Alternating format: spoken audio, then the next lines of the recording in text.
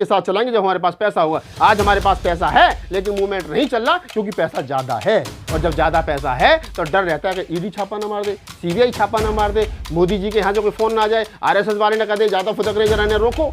तो ये जो रोको ठोको और ये जो सारा काम चल रहा है ना, जिसमें में कमीशन और सब कुछ चल रहा, खुद बच जाओ, जेल जाने से डर लग रहा है, भैया बच जाए, भैया की प्रॉपर्टी बच जाए, चाचा बच जाए, ताऊ बच जाए, फूफा बच जाए, और ये सब के चलो मेरा अगर मैं सरकार के खिलाफ बोल दूंगा तो मेरा इतना नुकसान हो जाएगा। ये सब झेल माल और ये जो झोलमाल चल रहा है, यही है कि बाबा साहब डॉक्टर अम्बेडकर के सपनों का कत्ल जो है, और कोई नहीं कर रहा, आरएसएस बीजेपी नहीं कर रही है, मैं कह रहा हूँ बाबा साहब डॉक्टर अम्बेडकर के सपनों का कत्ल इस देश के अंदर जो अपने आप को बहुजन समाज कह रहे हैं, जो अपने आप को आदिवासी कह रहे हैं, जो अपने आप को दलित कह रहे हैं, जो अपने आप को अम्बेडकरवादी कह रहे हैं, फूलेवादी, कबीरवादी, नानकवादी, रैदासवादी, ये जितने वादी घूम रहे हैं अपने नाम के पीछे, बौद्ध, गौतम, पिपल, निगम और फलाना दिमाग लगा करके, ये सबके सब कत्ल बाबा साहब डॉक्टर अम्बेडकर का कर रहे हैं, बाबा साहब के सपनों का कत्ल ये लोग कर रहे हैं। तो मैं कहता हूं स्पष्ट रूप से, बाबा साहब डॉक्टर अम्बेडकर के आज से 20 साल पहले आदमी 10वीं करके आता था, उसके बाद में 4 नौकरी होती थी, वो सोचता था रेलवे वाली ज्वाइन करूं, डीटीसी वाली ज्वाइन करूं, जलबोर्ड वाली ज्वाइन करूं। आज उसका बच्चा एमटेक बीटेक करके बेकार घूम रहा, सोच रहा कि 10,000 की नौकरी मिल जाए। इसका सबसे बड़ा कारण यही है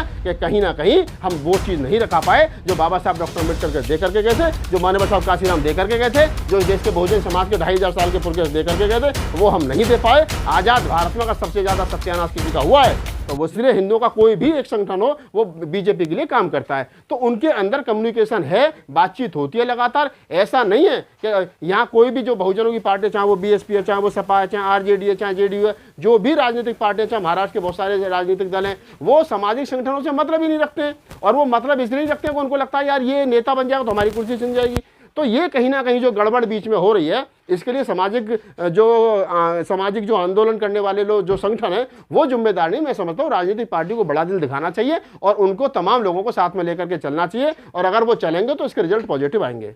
ऐसे सत्ता में आएंगे कभी, क्या लग रहा है सर आपको? नहीं, सत्ता में तो आ ही नहीं सकते। देखिए मान्यवर साहब काशीराम की कोटेशन है, मान्यवर साहब काशीराम कहते थे कि अगर आपको जिन राजनीतिक पार्टियों की, जिस समाज की सामाजिक जड़ें मजबूत नहीं होती, उसकी राजनीति लंबे समय नहीं चलती है। इसी के ध्यान रखते हुए मान्यवर साहब काशीराम ने लगभग 20 साल तक सामाजिक आंदोलन चलाया, सामाजिक परिवर्तन आंदोलन चलाया। और जब वो सामाजिक परिवर्तन आंदोलन चला तो उससे ये हुआ कि लोगों में जागरूकता आई, लोगों ने अपने हकूक की बात को समझा, और उसके बाद में उन्होंने कहीं ना कहीं राजनीति की तरफ अपना रुख किया, और फिर 4 बार मुख्यमंत्री बहन जी बनी। लेकिन जब से सामाजिक परिवर्तन का आंदोलन खत्म हो गया, जब से आर्थिक उन्मूलन का आंदोलन खत्म हो गया, मान्यवर साहब काशीराम की सोच को लोगों ने छोड़ दिया, उस रास्ते पर चलना छोड़ दिया, तो तब से आप देख लीजिए कि बहुजन राजनीति का क्या हाल है। ये लोग चुनाव के समय पर घरों से बाहर निकलते हैं, उससे पहले इनके पास में कोई एजेंडा नहीं है, उससे पहले इनके पास में कोई लोगों से मिलने मिलाने का प्रोग्राम नहीं है, ये किसी के ब्याह शादियों में नहीं जाते, किसी के मरने जीने में नहीं जाते हैं, और ये चाहते हैं कि वोट हमें मिले। वोट तुम्हें मिल जाएगा, कौन मना कर रहा है, लेकिन लोगों को ये लगना चाहिए कि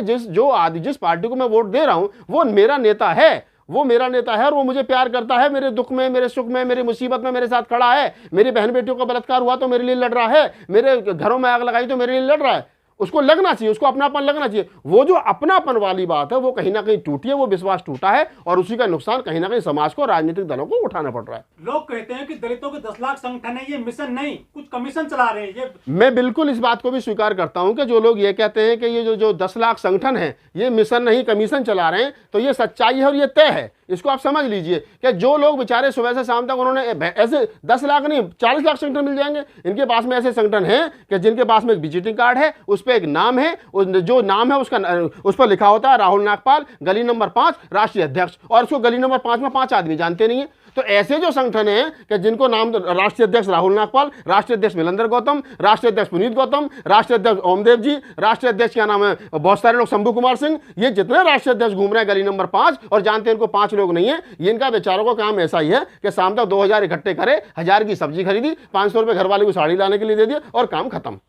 तो इनका मिशन से कोई मतलब नहीं है, ये कमीशन ही है ईमानदारी से। और कुछ बड़े लेवल पर भी यही काम कर रहे हैं, मैं नाम नहीं लेना चाह रहा किसी का। कोई कहता है कि मुसलमानों को क्या, जैसे हिंदू कह रहे हैं कि मुसलमानों को पाकिस्तान भेजो, तो हिंदू खुश हो जाते हैं कि साहब बहुत अच्छा है, हम मुसलमान पाकिस्तान चले जाएंगे, तो ये सामने भेजो जो क्या नाम है अली साहब की कोठी, इस पर मेरा कब्जा हो जाएगा। ऐसे हमारे वाले लोग भी कर रहे हैं कि ब्राह्मणों को विदेश भेजो, तो वो भी सोचते हैं सामने जो मिश्रा जी की कोठी है इस पर अपना कब्जा हो जाएगा। सबको पता है ना तो मुसलमान पाकिस्तान जा रहे, ना ब्राह्मण जानम यूरेशिया जा रहा। ये सब खुश करने वाले संगठन चल रहे हैं, और इसी को लेकर के लोग अपने अपने घर, अपने अपने संगठन चला रहे हैं, अपनी अपनी राजनीतिक पार्टियां चला रहे हैं, अपनी अपनी राजनीतिक रोटियां सेक रहे हैं। इससे ये किसको धोखा दे रहे हैं, बाबा साहब को या फिर अपने समाज को? ये अपने आप को धोखा दे रहे हैं। ये समाज को धोखा दे रहे हैं। इन बेचारों को ये पता नहीं है ये क्या कर रहे हैं, क्यों कर रहे हैं, किसके दबाव में कर रहे हैं, किसके बहकावे में कर रहे हैं, इन्हें कुछ पता ही नहीं है। इनको ये पता है कि कहीं से एक लिफाफा आता है और लिफाफा आने के बाद में इनके हाथ पर रख दिया जाता है और इनको एक एजेंडा थमा दिया जाता है कि ये एजेंडे पर आपको काम करना है, और उस एजेंडे पर काम करना शुरू कर देते हैं। और वो लिफाफा कहाँ से आता है? वो लिफाफा नागपुर से आता है, और नागपुर वाला लिफाफा बड़ा खतरनाक है। जो भगवा कलर का लिफाफा है ना वो नागपुर वाला, वो इतना खतरनाक लिफाफा है भाई साहब कि उसमें जो पर्ची होती है ना, उस पर्ची से 1 इंच उधर या 1 इंच इधर ये नहीं बोल सकते। और आरएसएस और बीजेपी क्या चाहती है? आरएसएस और बीजेपी ये चाहती है कि हमें खूब गाली दो, खूब ब्राह्मणवाद को कोसो, सब कुछ करो, हमारी बेटियों से शादी कर लो, कोई दिक्कत नहीं है, लेकिन इस देश के संसाधनों पे, इस देश के प्राकृतिक संसाधनों में, इस देश की सत्ता पे, इस देश के जुडिशरी पे हमें बने रहने दीजिए।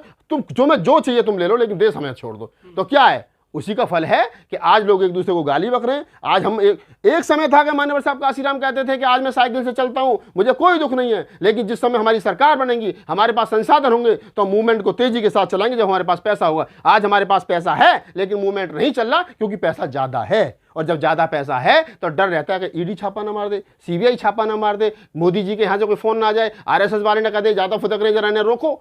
तो ये जो रोको ठोको और ये जो सारा काम चल रहा है ना, मिशन में कमीशन और सब कुछ चल रहा है, खुद बच जाओ, जेल जाने से डर लग रहा है, भैया बच जाए, भैया की प्रॉपर्टी बच जाए, चाचा बच जाए, ताऊ बच जाए, फूफा बच जाए, और ये सब के चलो मेरा अगर मैं सरकार के खिलाफ बोल दूंगा तो मेरा इतना नुकसान हो जाएगा। ये सब झेल माल और ये जो झोल माल चल रहा है, यही है कि बाबा साहब डॉक्टर अम्बेडकर के सपनों का कत्ल जो है और कोई नहीं कर रहा, आरएसएस बीजेपी नहीं कर रही है, मैं कर रहा हूं बाबा साहब डॉक्टर अम्बेडकर के सपनों का कत्ल इस देश के अंदर। जो अपने आप को बहुजन समाज कह रहे हैं, जो अपने आप को आदिवासी कह रहे हैं, जो अपने आप को दलित कह रहे हैं, जो अपने आप को अम्बेडकरवादी कह रहे हैं, फूलेवादी, कबीरवादी, नानकवादी, रैदासवादी, ये जितने वादी घूम रहे हैं अपने नाम के पीछे, बौद्ध, गौतम, पिपल, निगम और फलाना ढिमाका लगा करके, ये सबके सब कत्ल बाबा साहब डॉक्टर अम्बेडकर का कर रहे हैं, बाबा साहब के सपनों का कत्ल ये लोग कर रहे हैं। तो मैं कहता हूं स्पष्ट रूप से, बाबा साहब डॉक्टर अम्बेडकर के आज से 20 साल पहले आदमी 10वीं करके आता था, उसके बाद में 4 नौकरी होती थी, वो सोचता था रेलवे वाली ज्वाइन करूं, डीटीसी वाली ज्वाइन करूं, जलबोर्ड वाली ज्वाइन करूं। आज उसका बच्चा एमटेक बीटेक करके बेकार घूम रहा, सोच रहा है कहीं 10,000 की नौकरी मिल जाए। इसका सबसे बड़ा कारण यही है कि कहीं ना कहीं हम वो चीज नहीं रखा पाए जो बाबा साहब डॉक्टर अम्बेडकर दे करके गए थे,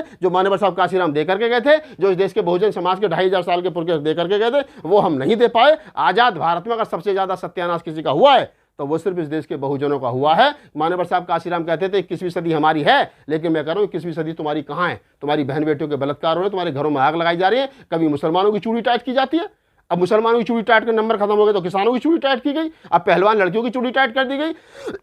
तो बारी बारी से चूड़ी सबकी टाइट होनी है, SC ST OBC माइनॉरिटी सब फिट हो गए। यही के जितने लोग घूम रहे, मैं एक लाइन में बता रहा हूं, ये जितने लोग कह रहे हैं कि मैं अध्यक्ष हूं, मुझे मुख्य अतिथि बनाओ, मेरी फोटो बड़ी लगाओ, मेरी कुर्सी बीच में गिरो, मेरा ये करो, मुझे जय भीम करो, मेरे गले में माला गिरो, पहले इनके घर का एड्रेस लो, इनके घर जाओ और इनका घर चेक करो कि इनके घर में मंदिर कितना बड़ा है, कितने देवी देवता बैठे हैं, कितने चिड़ियाघर जो इन्होंने बना रखा है, 4 हाथ वाली, 6 हाथ वाली, सूंड वाला और ये वाला और वो वाला, ये कितने बड़े हैं। जिसके घर में चिड़ियाघर बना हो, जिसके घर में हिंदुओं का मंदिर हो और वो कहता हो मैं अम्बेडकरवादी हूं, मुझे मंच पे बुलाओ, जूता निकाल लो हाथ में, मैं बता रहा हूं, जूता निकाल लो हाथ में और जुतिया दो कि तू अम्बेडकरवादी नहीं है भाई, तू हमें धोखा मत दे। तेरे जैसे बहुत बेरुपये घूम रहे चेहरे पे चेहरा लगा करके, ये सबके सब नकली हैं जो हाथों में अंगूठी और गले में घंटी और माला पहन करके घूम रहे और कह रहे हैं अम्बेडकरवादी हूं, मुख्य अतिथि बनाओ। इनको मंचों के आसपास मत भटकने दो, मेरी गारंटी है। इनको पहले रोको। ये जो दूध में नींबू का काम कर रहे हैं, फाड़ने का काम कर रहे हैं, ये बेड़ा गर्क कर रहे हैं, इन्हें रोको पहले। सर एक पार्टी और आ गई है फील्ड में पूरी तरह से, ये तो वोट बट जाएगा बहुजनों का, तो कैसे सत्ता में आएंगे ये? बहुजन सत्ता में अभी नहीं आ रहा है, ये सपना देखना बंद कर दो। मैं कह रहा हूं बहुजन सत्ता में कब आएगा उसे छोड़ो, क्योंकि वो मान्यवर साहब काशीराम का एक रास्ता था जो लोगों ने छोड़ दिया, लौट करके उसी रास्ते पर आना पड़ेगा। अब ये देख लो कि जो आने वाली सरकार है उसमें तुम्हारी भागीदारी कैसे होगी। ये दलित, बहुजन, SC ST OBC मुसलमान पिटरे से कैसे बच सकता है, और सारे मिलकर के उस लाठी को तोड़ दो जो तुम्हारी कमर पर बारी बारी पट रही है। आपने कहा चूड़ी टाइट करने की बात, अभी हाल ही में हरियाणा के अलग अलग जगहों पर हिंसा हुई है, और जिसमें आप बापू भी जानते हैं कि नाम बदले हुए भले, लेकिन यादव समाज के लोग भी हैं और समाज के लोग भी हैं, तो वो कैसे सही रास्ते पर आएंगे? ये कहो कि उस हिंसा से दूर रहेंगे। देखिए, इस देश में हिंदू धर्म को बचाने का ठेका सिर्फ OBC ने ले रखा है। वो चाहे गुजर है, चाहे जाट है, चाहे यादव है, चाहे धना है, चाहे जो कोई भी है, सैनी है, चाहे माली है, चाहे कोहली, कोई भी है, जो ओबीसी समाज इस देश का 52% हिस्सा है, जो अपने आप को करा कर गर्व से कहो क्या नाम है हम हिंदू धर्म हिंदू हैं, गर्व से कहो हम हिंदू हैं, गर्व से कहो हिंदू। अरे तू 4 बार कह ले, गर्व से कह ले, छत पे चढ़ के कह ले, पड़ोसी की छत पे चढ़ के कह ले, क्या नाम है तू पार्लियामेंट पे चढ़ करके बोल दे गर्व से कहो हम हिंदू हैं। तेरे हिंदू बोलने से ना तो तू इंजीनियर बनना, ना तू डॉक्टर बनना, ना तू प्रोफेसर बनना, ना तुझे नौकरी मिल रही, तुझे कुछ मिल ही नहीं रहा। और सरकार चाहती है जो 15% लोग हैं सवर्ण समाज के, वो चाहते हैं तू ये बोलता रहे गर्व से कहो हिंदू। कभी ब्राह्मण कहता मैं गर्व से कहो मैं हिंदू, वो कहता गर्व से कहो हम ब्राह्मण है, वो कहता गर्व से कहो हम ठाकुर हैं, वो कहता गर्व से कहो हम अग्रवाल बनिए जी हैं। तुमसे कहता तुम हिंदू हो। वो हिंदू नाम की टोपी पहना करके इनको झांसे में और डंडा इनके हाथ में देकर के निकाल देता, जाओ हिंदू धर्म की रक्षा करो। तुम क्या मैं मंदिर संभालूंगा, क्या तुम क्या मैं अपना शोरूम संभालूंगा, लाला जी तुम क्या मैं सब अपना काम करूँ, सब अपने अपने धंधे में मस्त हैं। और जो बात अखिल भाई अभी आपने कही कि क्या नाम है उनमें यादव समाज के लोग जो है, मुझे पता है मोनू मानेसर जो है वो यादव समाज से आता है, तो मैं कह रहा हूं कि मोनू मानेसर जैसे लोग जो हिंदू धर्म के हिंदू संगठनों के हाथ की कठपुतली बने हुए, वो ओबीसी का आदमी है। पूर्वांचल में जाकर के देखो बेचारे 20 साल पहले यादव समाज के लोग जाति छुपा करके नौकरी करते थे, उनको मकान नहीं मिलते थे, उनको घर नहीं मिलते थे अगर वो महानगरों में नौकरी करने के लिए जाते थे। और ये मैं नहीं कह रहा हूं, ये बहुत सारे यादव एक्टिविस्ट कहते हैं कि उनके साथ में क्या है, लक्ष्मण यादव बोल रहे हैं। तो जरूर चाहिए कि हम लोग अपने महापुरुषों की बात को समझें, SC ST OBC माइनॉरिटी के लोग एक मंच पर आए जो इस देश का 90% हिस्सा है, ताकि ये 10% लोगों के हाथ में जो लाठी है ये टूटे और तुम्हारी कमर पिटने से बचे। धन्यवाद। शिक्षित रहो, संगठित रहो और संघर्ष करो। ये समाज जो है क्या तीनों का रिवर्स कर रहा है, और इसका प्योर एंड एक्सप्रेशन जो है RSS BJP के पास है। वो पढ़ भी रहे हैं, शिक्षित भी हो रहे हैं, संगठित भी हो रहे हैं, और जहां जरूरत पड़ती है अपने हिसाब से संघर्ष भी कर रहे हैं। आपका लास्ट सवाल है, इसका जवाब एक लाइन में दे रहा हूं। बाबा साहब डॉक्टर अम्बेडकर की इस बात को जिसने अपनाया वो सत्ता में है, वो व्यवस्था में है, वो सिस्टम में है, और वो उसका सारी चीजों पे कब्जा है। अब बाबा साहब डॉक्टर अम्बेडकर की बात ब्राह्मण ने मान ली तो वो कामयाब हो गया, लाला जी ने मान ली वो कामयाब हो गया। सही दवाई को जो खाएगा उसका रोग दूर हो जाएगा। बाबा साहब डॉक्टर अम्बेडकर दवाई हैं, उनकी दवाई को जिसने खाया उसका रोग दूर हो गया। ब्राह्मणों ने खा लिया वो मस्त है, बेशक बाबा साहब को गाली दे रहे हो, लेकिन वो बताए हुए बाबा साहब के रास्ते पर चल रहे हैं, उनके लिए धन्यवाद है। मनुस्मृति में बेशक लिखा हो कि अपनी स्त्रियों को महिला को मत पढ़ाना, लेकिन उनकी बेटियां विदेशों में पढ़ रही हैं, ये बात अलग है। रामायण में बेशक लिखा हो ढोल गवार शूद्र पशु नारी सकल ताड़ना के अधिकारी, और उस गाथा को गा करके, इस क्या नाम है श्लोक को सुना करके, इस चौपाई को सुना करके कुमार विश्वास बेशक क्या नाम है 10-10 20-20 लाख रुपए ले रहे हो, लेकिन उनकी बेटी विदेश से डिग्री लेकर के आ रही है। धंधा अलग है, जीवन को बेहतर बनाने के लिए बुद्ध और अम्बेडकर ही चाहिए, ये बात तय हो जाती है। सर एक लास्ट सवाल है, जो पोस्टर बॉय हैं, चाहे विनय कटियार हो, उमा भारती हो, चाहे चंदन गुप्ता हो, चाहे मोनू मानसर यादव हो, चाहे कपिल गुजर हो, ये हिंदुत्व की लाठी लेकर आगे चलते हैं, लेकिन बदले में इनको क्या मिलता है? बदले में इनको मिलती है ज्यादा से ज्यादा पहले जेल थोड़े बहुत दिन की, उसके बाद में जेल से छुट के आ जाए तो गली मोहल्ले के नेता बन जाते हैं। उसके बाद में जिस पार्टी के लिए उन्होंने काम करा तो वो उनको कहीं ना कहीं काउंसलर बना देती है, थोड़ा बहुत पैसा मिल जाता है चंदे के नाम पे, इनकी अपनी दुकान चल जाती है, बाकी इनको और से ज्यादा कुछ नहीं मिलता, ना इन्हें कोई मुख्यमंत्री बना रहा। मोदी जी के साथ फोटो मिलता है। हाँ, फोटो तो किसी के साथ ही, फोटो तो मैं भी सबके साथ खिंचवा, लेकिन फोटो उसका करूंगा क्या, उससे ना मुझे रोटी मिल रही, ना बोटी मिल रही, ना लंगोटी।